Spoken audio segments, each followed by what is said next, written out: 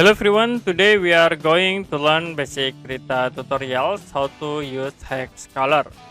Hex color is based on HTML. You can click at these icons to be sure for select a color.